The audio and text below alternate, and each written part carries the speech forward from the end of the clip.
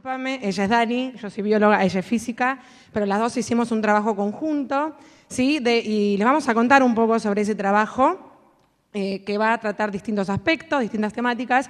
Principalmente vamos a hablar del cerebro, vamos a hablar del estrés, como esa carita que está ahí abajo, vamos a hablar de la memoria, del aprendizaje de los chicos en la escuela, ¿sí? Y como bien les adelantó Fabri, digamos, la motivación de compartir esta charla con ustedes y estos conocimientos de los cuales vamos a hablar tiene que ver con que nosotros hicimos, hace muy poquito tiempo salió la publicación de estos trabajos, como les decía Fabricio, en revistas internacionales.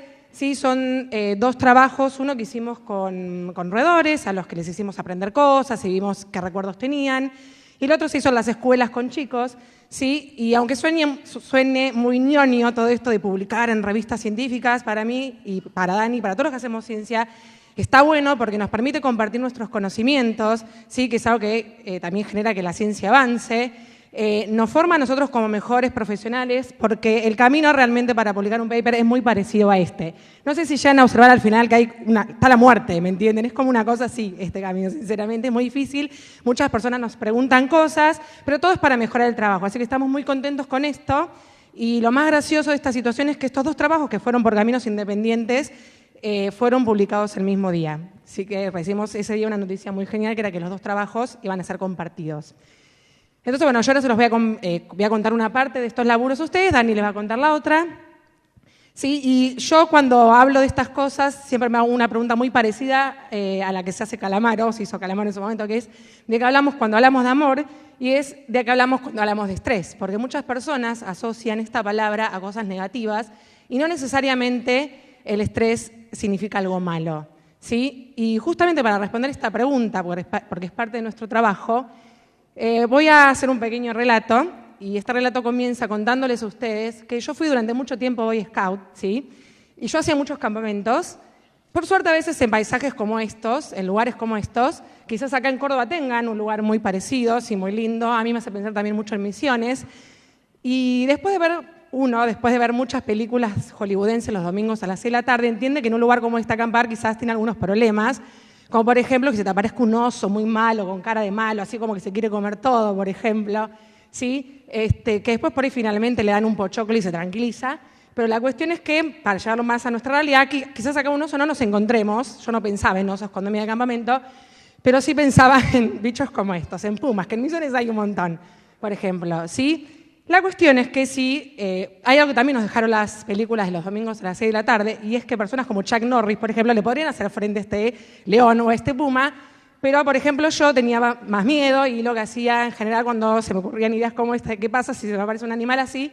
Digo, bueno, qué sé yo, de última me escondo, y no sé si ustedes quizás harían lo mismo. La cuestión igual es que antes de luchar contra un bicho como este, si realmente tiene mucha cara de malo, ¿sí? O huir de la situación, nuestro cerebro se adelanta un poco a todo eso y empieza a organizar una respuesta, ¿sí? Esta respuesta que llamamos respuesta de estrés, justamente. Y tiene que ver con algunas cosas que nosotros reconocemos fácilmente cuando pensamos en qué cosas nos estresan, ¿sí? Por ejemplo, piensen en cualquier situación que a ustedes les represente un estrés, que vamos a ir aclarando qué significa. ¿Pero qué les pasa? O piensen en enfrentarse a un bicho como este.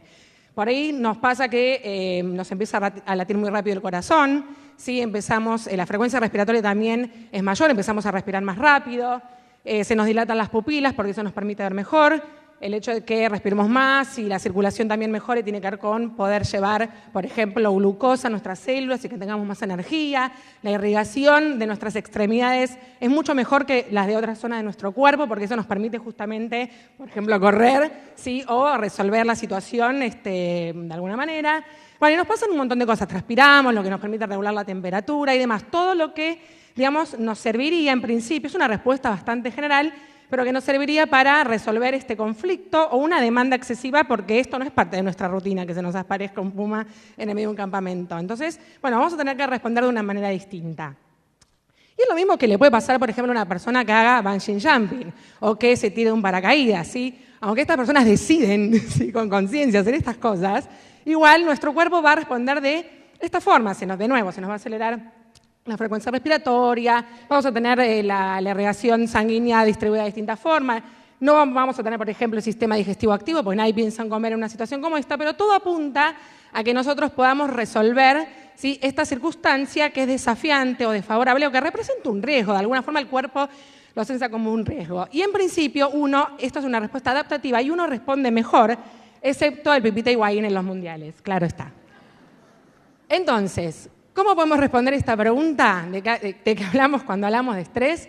¿Sí? En principio esto, que no es algo malo, sino que es una respuesta adaptativa, en principio, por lo menos, ¿sí? Del cuerpo frente a una situación displacentera, amenazante, algo que para nosotros quizás es un riesgo, o simplemente un desafío físico, mental, ¿sí? Y bueno, ¿quién es el que controla? ¿Qué órgano de nuestro cuerpo controla? ¿Sí? Esta respuesta, por supuesto, el cerebro. ¿Qué es lo que hace el cerebro? Principalmente activa dos cosas. Una es una parte de nuestro sistema nervioso, del cual es parte, por supuesto, el cerebro, que se llama sistema nervioso autónomo y que tiene que ver con las cosas involuntarias. Todo esto que decíamos recién de lo primero que nos pasa, transpiramos, lo de la sangre, lo de la visión, etcétera, etcétera. Fíjense que justamente todos esos nervios afectan un montón de órganos. Y la otra respuesta, o lo otro que pasa, muy importante, es que se empieza a segregar una hormona, ¿sí? En una glándula que está sobre los riñones, que se llama cortisol, y que seguro la conocen, ¿sí? Y esta hormona, el cortisol, afecta un montón de órganos, un montón de sistemas, pero principalmente una estructura que está en nuestro cerebro que se llama hipocampo, que para los que estuvieron a la mañana sabrán reconocer de la charla de Lionel, que les habló de ese caso HM, sí que le está bien extraído el hipocampo. Y les contó que era una estructura que estaba relacionada con la memoria y con el aprendizaje.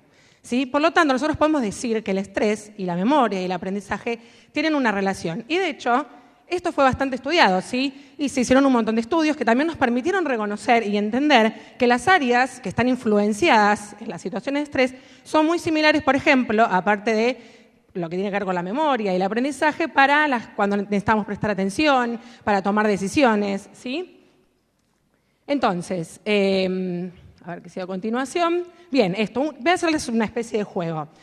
Para comprobar esto un poco en la cotidianidad de que el estrés afecta, por ejemplo, cosas como la memoria. ¿Ustedes se acuerdan qué estaban haciendo cuando se estrenó El Señor de los Anillos? Con esto se me van a caer un montón de años encima, porque son todos ejemplos de cosas que pasaron hace un montón, pero que son bastante ilustrativas. Nadie se acuerda, ¿no? Bueno, quizás hay algún fanático, pero no creo que se acuerden de qué estaban haciendo exactamente este día. Si yo les pregunto qué estaban haciendo este otro, el 11 de septiembre de 2001, ¿se acuerdan, cierto? Para los que somos un poco más grandes, por lo menos. ¿Se acuerdan de algo que hicieron a la mañana, de algo que están haciendo en el momento en que se enteraron que prendieron la tele o la radio, lo que estaban haciendo esa noche? Quizás un poquito del día anterior, un poquito del día posterior, no mucho más. El 11 de septiembre del año pasado, ¿saben qué estaban haciendo? No demasiado. A mí también me gusta jugar con algo más actual, que quizás no sea lo de las Torres Gemelas, es los que son de River, porque yo soy de Boca, aparte. ¿Se acuerdan lo que estaban haciendo cuando River descendió a la B? Por ejemplo, seguro que sí, porque son cosas que nos afectan emocionalmente, tienen una saliencia, no son rutinas, ¿sí? Pasan de vez en cuando. Entonces, un poco como para dejarles la idea, lo que sucede con los procesos cognitivos como la memoria y el estrés es algo así, la relación es como esta, así como una U invertida. Me acerco un poquito, cuando los niveles de estrés son poco intensos, ¿sí? Duran un poquito en el tiempo, vemos que, por ejemplo, las performances en memoria, que se miden de distintas formas, Dani por ahora les va a contar algo, ¿sí? Lo que sucede es que tenemos una mejor memoria. En cambio, cuando pasamos mucho tiempo con situaciones estresantes, ¿sí? O cuando son muy intensas, lo que se ve sucede lo contrario, ¿sí? La memoria empieza a ser más baja, empezamos a tener déficit en esta materia. Y algo también importante es que cuando nosotros generamos una memoria, si hay determinados procesos que se van cumpliendo, por ejemplo, hay algún momento en que adquirimos esa información que vamos a guardar, hay un momento en que se consolidan esos recuerdos, porque no todos van a durar mucho tiempo, quizás algunos se nos olvidan, quizás otros justamente los vamos a consolidar, y también hay un momento en que nosotros evocamos, ¿sí? Esa información que guardamos. Entonces sucede que el estrés, de nuevo, hay muchos estudios que explican esto, no es la idea contárselos todos acá, pero bueno, simplemente hacerles saber que el estrés afecta muy distinto estas etapas. Y lo que nosotros estamos trabajando un poco, ¿sí? Es más que nada en lo que es la consolidación de esos recuerdos. ¿Cómo hacemos o justamente qué influencia que la información se guarde por mucho tiempo, quede almacenada? Y también algo que me pareció piola contarles muy brevemente es que el estrés no solamente afecta las memorias declarativas, sino que también afecta a las memorias que tienen que ver con habilidades. ¿Cuáles son las declarativas? También Lyon dijo algo al respecto. Dijo que son aquellas memorias que están asociadas a, por ejemplo, anécdotas, cosas que me pasaron a mí, hechos, significados, dónde está Europa, cuál es la capital de Buenos Aires, cuál es la capital de Córdoba. Ah, sí, porque el verano pasado hice tal o cual cosa. ¿Sí? Las otras memorias de habilidades tienen que ver, por ejemplo, con saber andar en bicicleta, con saber dibujar. Son memorias distintas. ¿Está bien? Y el estrés afecta a las dos también. Y acá es un ejemplo de unos estudios que se hicieron, pero simplemente para mostrarles que esto sucede de esta manera. Si ustedes se fijan, estos estudios se hicieron con chicos de la universidad. Y lo que pasa era que se dividían en dos grupos. Uno de esos grupos, que son los puntos blancos, ¿sí? En cualquiera de los estudios, se les mostraban imágenes neutrales, ¿sí? Gente andando en bicicleta, qué sé yo, un osito de peluche, un helado, cosas que no son muy salientes, que son parte de nuestra cotidianidad además, y no pasaba nada. Al otro grupo de estudiantes lo que se les hacía es mostrar imágenes nocivas, ¿sí? Por ejemplo, no sé, imágenes de personas sangrando, un arma, personas en una operación, la foto de Trump, la boleta de la luz, sí, la boleta del gas, todas esas cosas que nos ponen muy nerviosos. Entonces, bueno, ¿qué pasaba? ¿Vieron? Y a la vez hacían tareas, ¿no? Entonces, por ejemplo, el primer gráfico tiene que ver con lecturas. Los chicos aprenden un día una lectura, el segundo día otra, el tercer día otra. Pero solo en la segunda le mostraban estas imágenes que yo les cuento, o neutras o nocivas, salientes, ¿sí? Y veían que aquellos que son los puntos negros, que tenían las imágenes más estresantes, son los que se acordaban más, fíjense que la línea ese porcentaje correcto, son los que se acordaban más de la lectura que habían hecho ese día. Y el otro estudio tiene que ver con esto que yo les decía de las habilidades. A los chicos les enseñaban con unos dibujitos a predecir como el clima en un juego, ¿sí? Y lo que veían era que los que veían las imágenes estresantes, esto lo medían a 2 meses, les enseñaban una serie de cosas y a 2 meses volvían a preguntarles, bueno, el clima en ese juego. Y veían que los chicos que habían tenido estrés se olvidaban mucho menos, ¿sí? Que la gente que es la control, que son los puntos blancos, que eran los que habían visto las imágenes neutras. Entonces nosotros realmente podemos decir, porque tenemos esta bibliografía y más cosas que fuimos trabajando a lo largo del tiempo, que realmente el estrés tiene mucha influencia sobre la información que guardamos de distintos tipos, ¿sí? Entonces ahora Dani les va a contar cómo es que en un laboratorio como el que trabajamos nosotras, sí se pueden medir estas cosas y qué es lo que nosotras hicimos justamente en relación con el estrés y la memoria.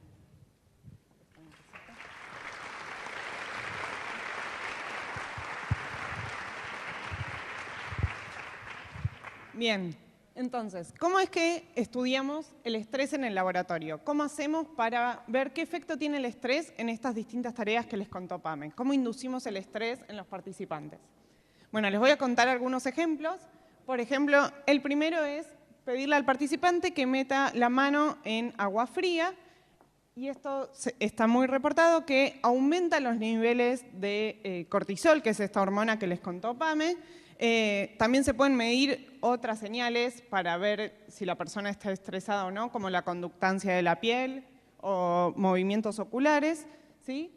Entonces, a los participantes se les hace meter la mano en agua fría y se ve que aumenta el estrés y después, bueno, se puede ver el efecto que tiene esto en distintas tareas que se quieran estudiar. Otra manera es hacerle al participante hacer una tarea, pero decirle que si se equivoca o si la hace mal, le van a dar una pequeña descarga eléctrica en la mano, lo cual les produce una leve molestia, pero bueno, por supuesto que esto también nos genera estrés, ¿no? El miedo al error y a tener una consecuencia a partir de eso. Y el último ejemplo que traje para mostrarles es que a veces lo que se hace es pedirle al participante de manera sorpresiva para él que dé una charla frente a un jurado muy serio, muy frío, con cara muy de malos, y que traten de venderse como si fuera una entrevista laboral, situación que nos estresa a todos, ¿no? Bien, entonces, estas son algunas de las maneras que se utilizan para inducir el estrés. Pero como les contó Fabri y Pame, a nosotros nos interesa estudiar el efecto del estrés, memoria, educación, se nombraron todas esas palabras.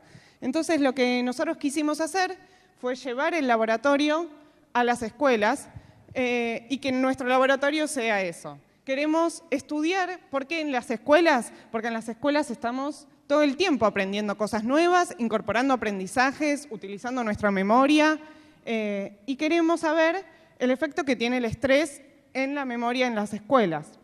Bien, Pero les hago una pregunta. ¿Ustedes creen que los chicos se estresan en las escuelas? ¿Tienen situaciones que los estresan en las escuelas? Sí, ¿no? Bueno, yo me imagino algunas de las situaciones que pueden estresar a los chicos, como por ejemplo estar estudiando para un examen o haciendo una tarea, o rindiendo un examen, o tal vez alguna situación de bullying que le estén haciendo, o el reto de un directivo o una profesora, ¿no? Son situaciones que a los chicos en las escuelas les genera estrés intrínsecamente y que son situaciones que las viven cotidianamente. Bien, entonces lo que quisimos hacer no fue estudiar el estrés inducido por nosotros, sino el estrés que los chicos sufren en la escuela por cómo es y demás. Pero en particular nos vamos a concentrar en el estrés que genera los exámenes, el rendir un examen en los chicos, ¿sí? ¿Tiene algún efecto la manera que nosotros tenemos de evaluar los contenidos que damos? ¿Tiene algún efecto en la memoria esto? Esa fue la pregunta que nos hicimos y para eso les voy a contar el protocolo que llevamos a cabo adentro de las escuelas y es el siguiente. Pame les contó que tenemos una etapa en donde adquirimos algún conocimiento. Nosotros les mostramos una imagen de una figura que se llama la figura de Rey, que es una imagen que los chicos no habían visto nunca antes, entonces es un aprendizaje homogéneo para todos. Y lo que hacemos es ir al colegio a mostrarles este aprendizaje, les pedimos a los chicos que copien esta figura y vamos al colegio un día que sabemos que ellos tienen una evaluación, ya sea antes de que adquieran este nuevo aprendizaje o después de que adquieran este aprendizaje, ¿sí? En distintos horarios. Al día siguiente volvemos al colegio y les pedimos a los chicos que se acuerden, que dibujen lo que se acuerdan del dibujo del día anterior, ¿sí? El momento de evocación. Y además, como en la mayoría de los experimentos, tenemos un grupo control, que es un grupo de chicos en la misma escuela que no tuvieron un examen el día que tuvieron el aprendizaje, ¿sí? Entonces, todos los resultados que les voy a contar ahora son de comparar el grupo control, que es un grupo que no tuvo una evaluación el día del aprendizaje, contra el grupo análogo de la misma escuela, con las mismas condiciones, la misma edad en un colegio. Por ejemplo, el primero A es el control, el primero B es el grupo que tuvo la evaluación, y vamos a comparar qué pasa con la memoria a nivel grupal, ¿no? Bien, entonces nuestros resultados fueron: a priori vimos que teníamos dos poblaciones distintas que se comportaban distintos, ¿sí? Por un lado vimos una población en el grupo de los controles que se acordaba un poco menos que otra, ¿sí? Entonces separamos a esas dos poblaciones que se comportaban distintos y evaluamos el efecto que tenía el estrés de rendir un examen en esta memoria. El primer resultado que vimos fue el siguiente. A los chicos, los grupos que tenían menos memoria, vimos que el grupo análogo que tuvo el examen, el estrés de rendir un examen una hora después de ese aprendizaje hacía que su memoria mejorara, ¿sí? Mientras que a los grupos que tenían una memoria más fuerte, el estrés, ya sea una hora antes o una hora después, y en horarios intermedios como media hora antes y media hora después, hacía que su memoria sea más baja, ¿sí? Entonces, los exámenes pueden modular positivo o negativamente aprendizajes temporalmente cercanos. Y es importante destacar que estos aprendizajes no tienen nada que ver con el temario que se los está evaluando, ¿sí? Obviamente que estos resultados son a nivel grupal, habrá chicos que les afecta más o menos, pero a nivel grupal vimos un efecto que tanto positivo como negativo en estos distintos tipos de memoria. Bien, a ver, pasemos la... No sé si se apagó. Uy, no veo nada yo. A ver, sí, se apagó. Sí, sí. Ah. Ahí está, perfecto, perdón, ya desesperé 5 minutos. Bueno, nada, un poco la idea es resumir esto que estuvimos charlando y decirles que, bueno, nosotros tenemos esto, nos pasan un montón de cosas en la vida cotidiana, ¿sí? qué sé yo, nos levantamos, desayunamos, comemos, nos reunimos con amigos, vamos al trabajo, no sé, nos tomamos el bondi, qué sé yo. Y esos eventos en general no tienen mucha relevancia. No guardamos información sobre todo eso, que es lo que veníamos charlando hace un rato. Sin embargo, se ocurren eventos como estos que yo les comentaba antes, lo de las Torres Gemelas, el León, ¿sí? Los exámenes en los colegios. De repente, quizás estos eventos ya no pasen tan desapercibidos, no sean tan poco importantes.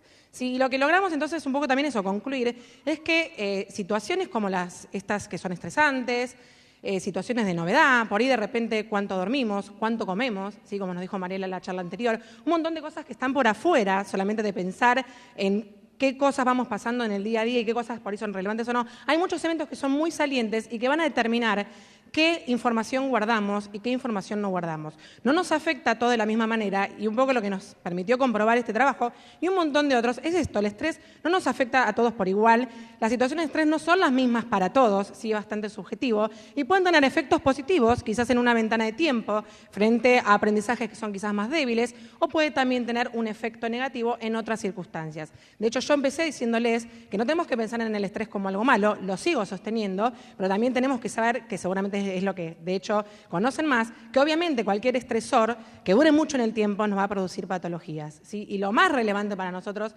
de toda esta charla y todo esto que le comunicamos y que comunicamos en las revistas, tiene que ver con esto, con que nosotros estamos pensando en mejorar o en brindar por lo menos información crítica, ¿sí? Como estuvimos hablando todo el día, para mejorar las estrategias en el cole.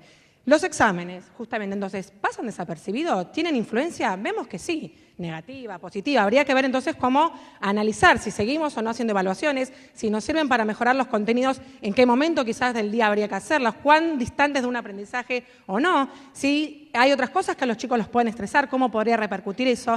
Y nos parece que todo esto es una herramienta para mejorar como educadores lo que hacemos en el cole, en una de las instituciones justamente principales de aprendizaje humano, ¿sí? En cuanto a eso, justamente, no quería dejar de decir que, por supuesto, yo, y creo que hablo por Dani también, y por Fabricio y muchos de los que trabajamos en esto, creemos firmemente que hay que defender la universidad, la educación pública, la ciencia, porque esto nos lleva a un lugar mucho mejor como sociedad. Así que muchas gracias.